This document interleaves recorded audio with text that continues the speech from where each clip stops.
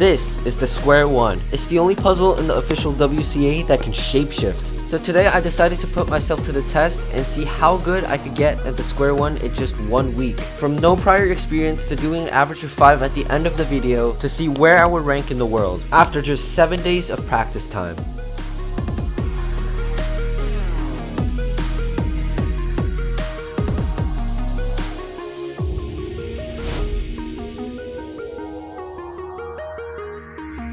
So on day 1, I started off like any normal person would do. I searched up a YouTube tutorial. I found this nice Square-1 tutorial by Tingman and I decided to follow it. The first step to the Square-1 was to make a cube shape. And after a longer time than I would like to admit, I finally made it. I finally made a cube shape. That took way longer than it probably should have. Next up was to solve both the yellow and the white faces. It was basically like doing OLL on 3x3, but for both sides. It was actually incredibly easy. It was very similar to what you did in the Ortega method in the 2x2. However, the edges is when I had to learn my first algorithm. What are these slash thingies, man? And of course, it was inevitable. I had to learn this monstrosity of a Square-1 cube notation. The rest of the steps of the Square-1 was basically just learning more algorithms and more algorithms. Wait, I did it! And many more algorithms. But despite that, I of course had to mess an algorithm up.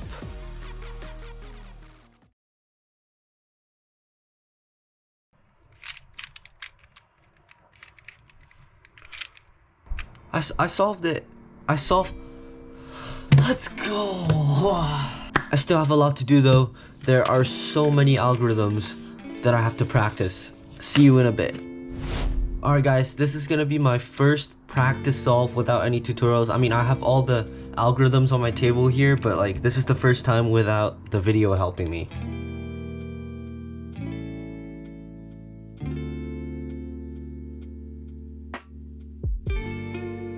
Okay, so I've turned it back into cube shape.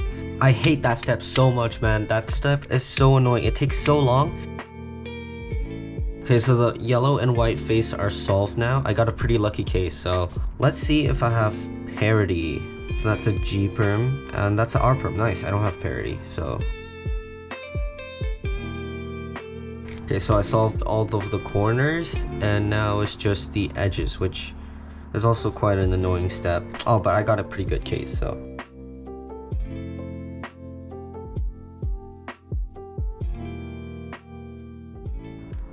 Wait, I solved the Square-1. I solved the Square-1. I mean, I did do it with all these algorithms, but still, this is my first solo Square-1 solve. I know how to solve a Square-1 now. I'm so happy. And of course, I am gonna use this in the future, but today I think I'm done for now.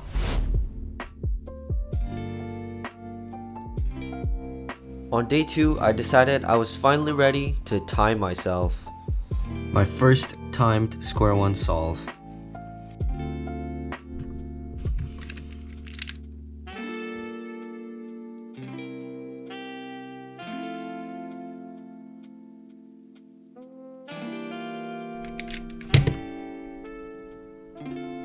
I basically practiced for the rest of day 2, getting better and better times. I actually hate myself, man. I just turned off the camera and I got my first sub 2 solve on the Square-1. And by the end of the day, I went from a 3-minute average to an average of just below 2 minutes, which I'm really happy about.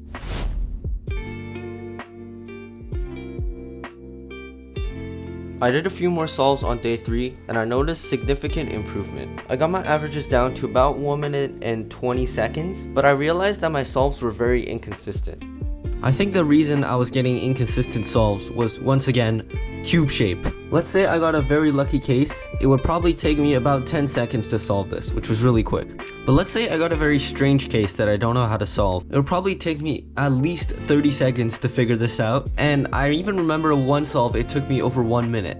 This meant that every single one of my Square-1 solves were very dependent on how good the cube shape case was. So I decided to go on Speedcube database and decided to practice the cases that I wasn't familiar with.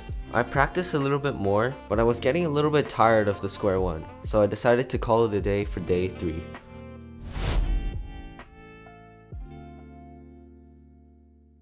I pretty much spent all of day 4 just practicing the square one over and over again, and also learning and practicing new cube shape cases. And as you can see, my solves got a lot more consistent by the end of day 4. I managed to push my average down to about 1 minute, which I was really happy about. I also realized that I could do my cube shape a lot faster. I used to be very inconsistent in cube shape averages, but now I can pretty much solve the cube shape every time in under 30 seconds.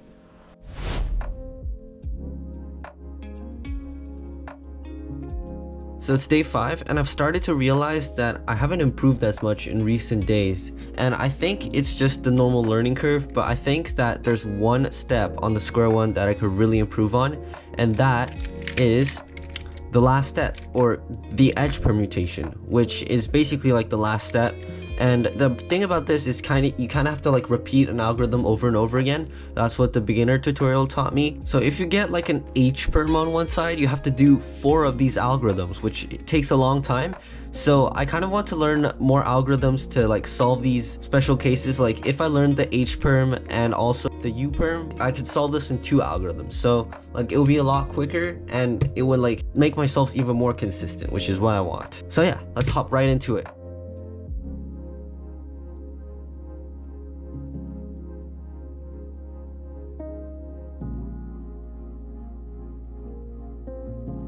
So as you can see, I've learned a few more edge permutation algorithms, and so one of the cases I learned was the H-perm, and it's super easy.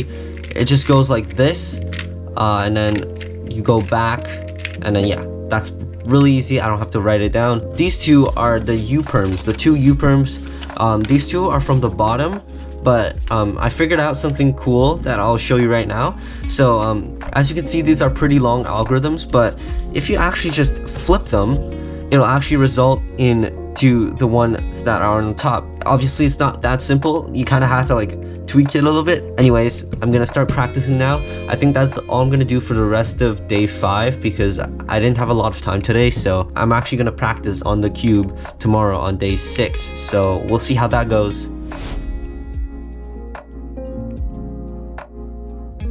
I basically spent the entirety of day 6 just familiarizing myself with the new algorithms and just practicing a little bit more. And I actually didn't get my times down as much as I'd expected. I stayed around the 1 minute mark, just slightly under 1 minute, like 59 seconds or so.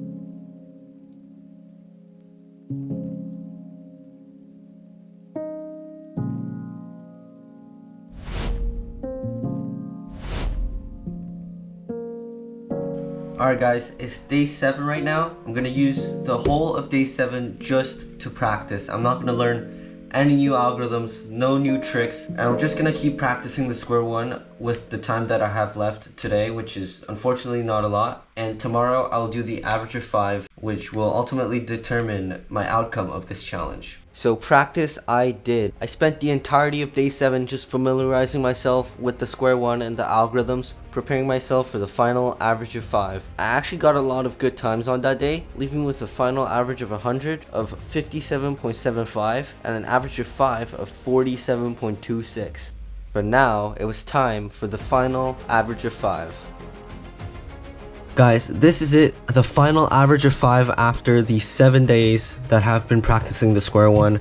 Everything has been building up to this. All the algorithms I learned, it all comes down to these 5 solves. I will be using official square one scrambles, and I will be acting like it's a competition, sort of, although I'm at home right now. I'm so nervous. This is it. The end of the challenge.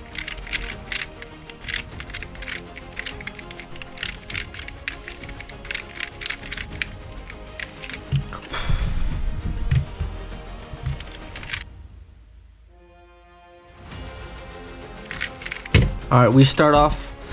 Oh my god, that was a terrible solve. We start off with the 1 minute 10, and so hopefully I won't count that into the average because that will be a terrible solve to count. Oh, this is a good scramble. This is a good scramble.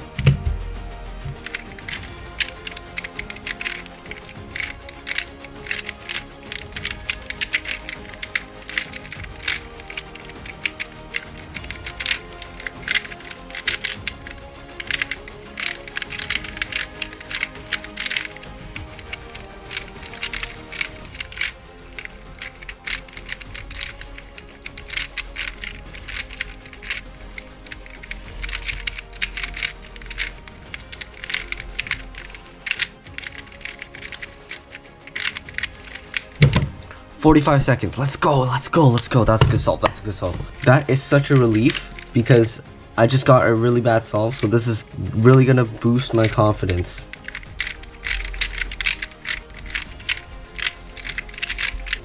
We get it even better. Yes, yes, yes, yes, yes. We get it even better. So 44.31. Let's go. Oh my god, that is such a good solve. You have no idea. Oh, that. Okay, boys, last solve of the average. This is gonna be a good average. Oh my god, this is gonna be a good average. This is gonna be a good average. 48 seconds. Hold up, I will be right back. I'm gonna calculate these times. Guys, we get a 46.17 average. That, I'm so happy with that. I'm actually so happy with that. Like, it felt like all my work paid off. Of course, I'm gonna see where that ranks in the world, but about the Square-1, I am gonna continue practicing it just off camera. I might make a few more videos about it, but like, this is a really fun puzzle. I had a lot of fun making this video. Turns out I ranked 11,409th in the world after just 1 week, which I wouldn't say it's bad, and you guys can also try this challenge at home if you have a Square-1 but don't know how to solve it yet, and see if you can beat my time in just 1 week.